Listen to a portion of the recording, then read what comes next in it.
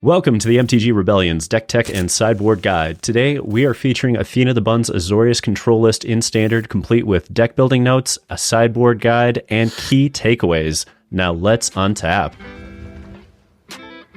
Alrighty, Athena, walk us through this list, starting with the low end of the curve and ending with the lands. So, Control is a deck of card advantage and answers to threats, so we always try to pick the most effective answers for the format. We start off with 2 Elspeth Smite, usually a sideboard card in most metas, but as it stands, the format is full of small creatures that gain value from attacking, guaranteeing that this spell has good targets in almost every matchup. Next up, we have March of Otherworldly Light and Get Lost, versatile removal spells that help keep us alive until the later stages of the game where our deck really shines. Next is what I consider the first of the 2 card cores of the deck. So there's 4 Deduce and 4 No More Lies.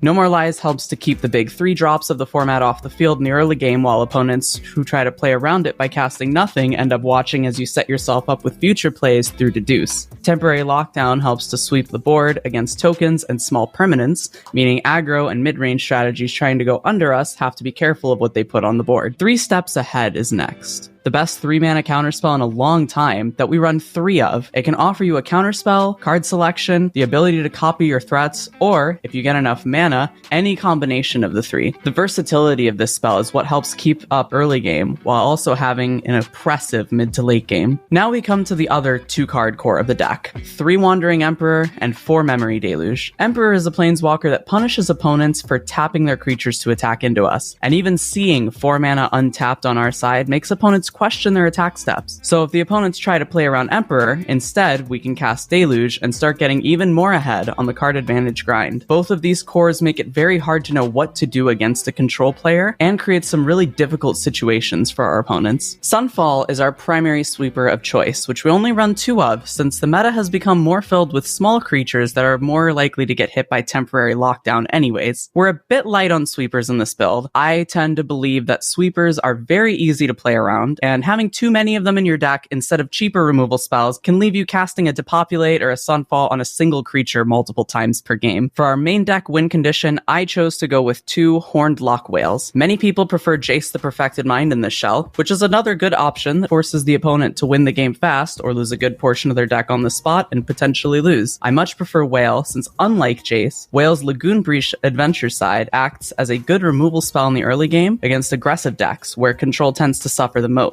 The fact that Whale can also be played at instant speed helps it play into our game plan really well. It's the lands. Let's talk about those. So for the lands, we run a good mix of the different blue-white dual lands in the format with some utility lands in there to give us something to do in case we're flooding out. The notable lands are 3 Meticulous, which let us fix our draws, the 2 Kamigawa Channel lands that act as spells when we already have enough lands to play, 4 Restless Anchorage to give us some extra win conditions, and 4 Field of Ruins to answer threatening lands like Restless Cottage and Mirrex. So with this list, and we're looking at it, that's the mana base. What's the macro picture of what you're trying to accomplish, Athena? So with a control deck, you're looking to stall out the early game with cheap removal and counter spells so that you can survive to the later stage of the game where your card quality outshines that of your opponent. Because you run so few creatures in your deck, the opponent's removal spells become dead cards, which gives us virtual card advantage. You're typically playing spells on the opponent's turn, and more often than not on their end step, so the opponent has to take care not to play their best cards into your counter spells. Azorius has the benefit over Dimir here, since while black removal spells are more efficient, white removal spells are much more versatile and can handle artifacts, enchantments, and planeswalkers with ease. So let's get to the sideboard, but to do that, we're going to need some context. So let's put a minute on the clock and get to the first critical matchup, Azorius Control versus Esper Midrange. Let's do it. Alright, so against Esper Midrange, I start by siding in 2 Chromehost Seed Shark, 1 Temporary Lockdown, and 2 Ezram Agency Chief. And then to make room for those, I side out 1 Deduce, 2 Sunfalls, and 2 Horned Lock Whales. For Midrange is the most popular deck after the release of Outlaws of Thunder Junction. The addition of Duelist of the Mind has made for a much more aggressive version of the deck that becomes weaker to Temporary Lockdown, so we slot the 4th copy right in, and we take out Sunfalls, since they're far too slow against a deck holding up counterspells as much as they are.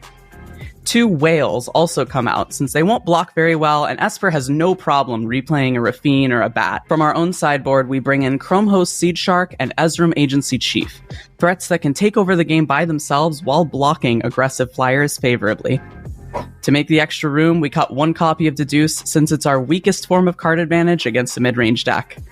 I've always considered this one of the more play-draw dependent matchups of Standard, and it'll come down to if the turn 3 Rafine can stick, which is a lot easier for the opponent on the play than on the draw. Gotcha.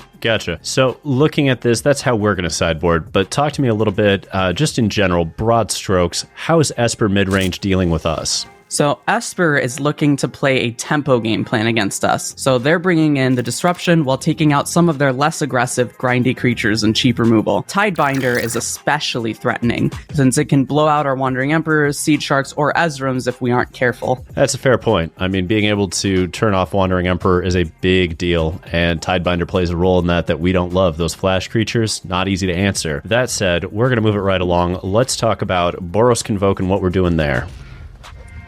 So, against Boros Convoke, I side in 2 Denix, 2 Doorkeeper Thralls, 2 Knockout Blows, and 1 Temporary Lockdown.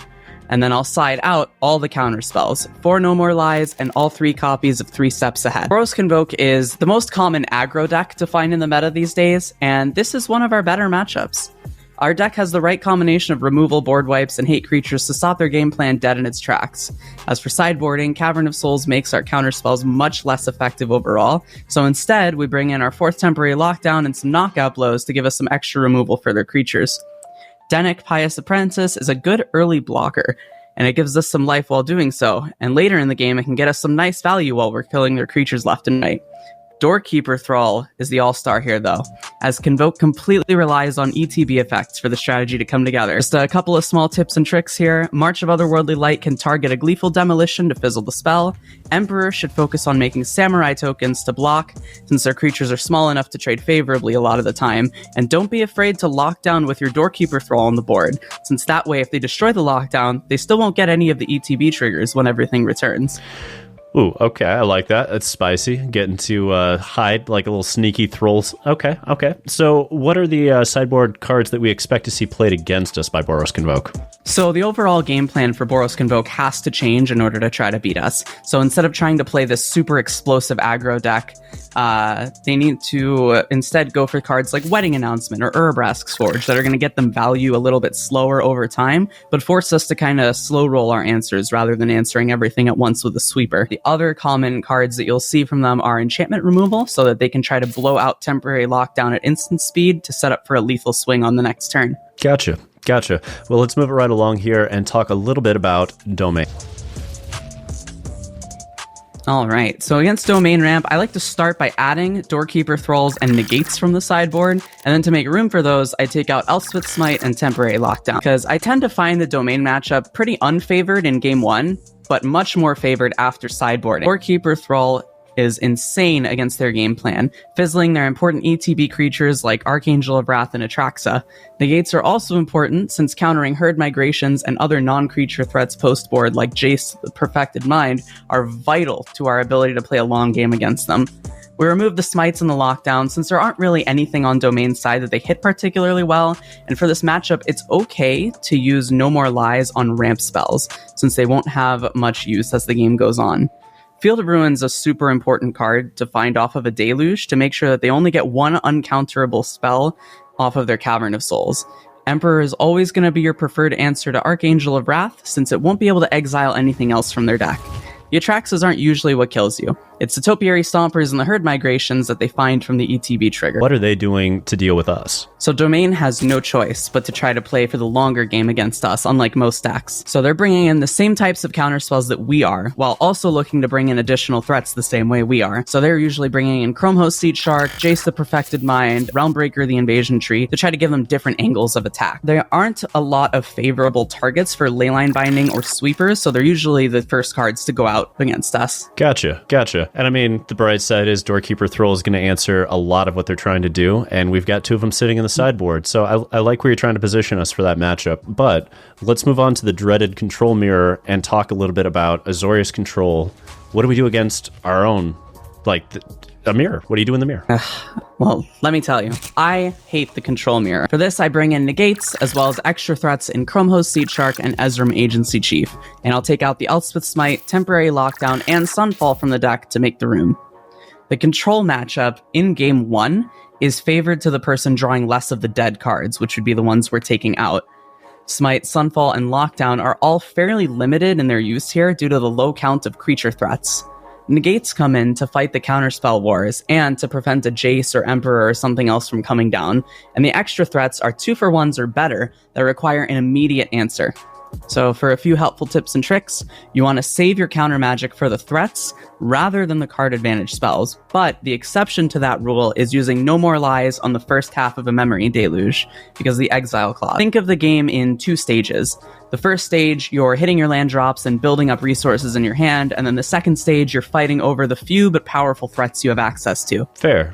Now, I know everybody's got a different sideboard, including the mirror match. Nobody's going to have the same 75 typically. So what are some common sideboard cards we expect to see in the mirror that we don't have? So control players will usually have the same plans against each other. You take out the sweepers and the worst of the removal spells, you bring in more threats and more counter spells.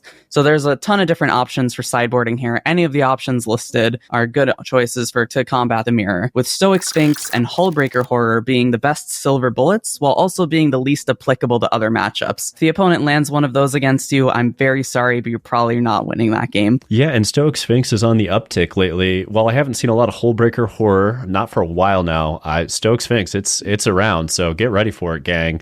But we're going to move right over and talk about Golgari Midrange.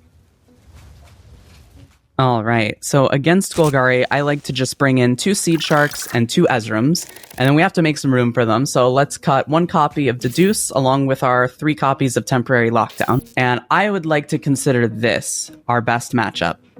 It is very difficult for a black-based mid-range list to push through our horde of answers without using blue for counterspells. There aren't a high amount of good targets for Temporary Lockdown, so we're going to take those out, along with the 1 copy of Deduce that we did against Esper for a kind of similar reason, because it's our weakest form of card advantage.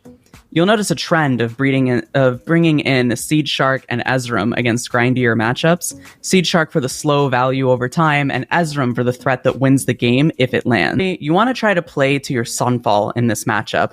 Baiting the opponent into playing multiple threats just to hit a Sunfall is the most desirable way to win, even if it means losing a bit of life.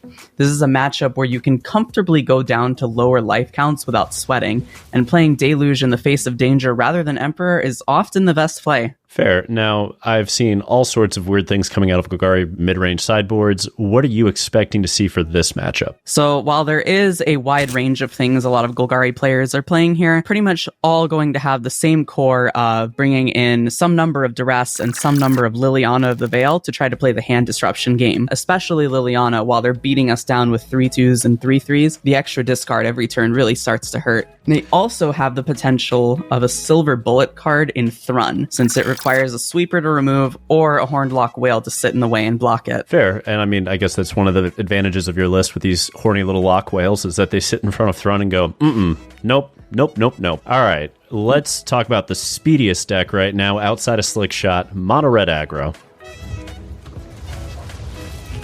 All right, against Mono Red, I'm always planning to bring in quite a bit. 2 Denics, 3 Negates, 2 Knockout Blows, and 1 Temporary Lockdown.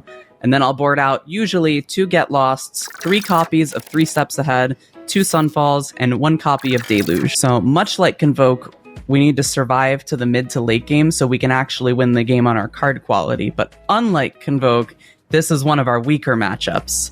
We want anything that can help us survive. Denic works really well with this plan by being a 3 toughness blocker that can gain us life and then act as a win condition on the backside, drawing cards when we kill their creatures. Knockout Blow and Temporary Lockdown help to reduce the number of creatures on the board and protect our life total.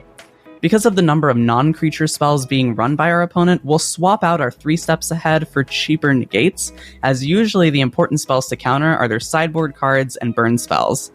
Get Lost giving the opponent map tokens is not really where we want to be, and tapping out for a 5-mana Sunfall usually results in dying the next turn. The 1 copy of Deluge comes out since it's not something we want to see multiples of in the early game, and we aren't as desperate for card advantage as we are against the mid-range decks. And I mean, that's fair. We don't really need the card advantage. We need the life advantage, right? And speaking of where they're going to go to deal with our life advantage, what are the common sideboard cards we can expect out of mono red lately? So it really depends on the list. Overall, the mono red player is going to look to take out their removal spells in favor of their mid-game non-creature threats, things like Urabrask's Forge or Planeswalkers. Urabrask's Forge is by far the most common sideboard card if they're not actually running it in the main board, since we're kind of forced to find a March of Otherworldly Light to deal with it if it actually hits the board. A Cemetery Gatekeeper can punish us for even using the spell required to kill it, assuming it doesn't come down on turn 2. And then the much less common ones are the red Planeswalkers, Chandra, Koth, and Jaya, with Koth being the scariest. In the event you find the opponent running Koth, you can consider keeping the Get Losts in your deck and removing something like Whale instead. Fair enough. And that,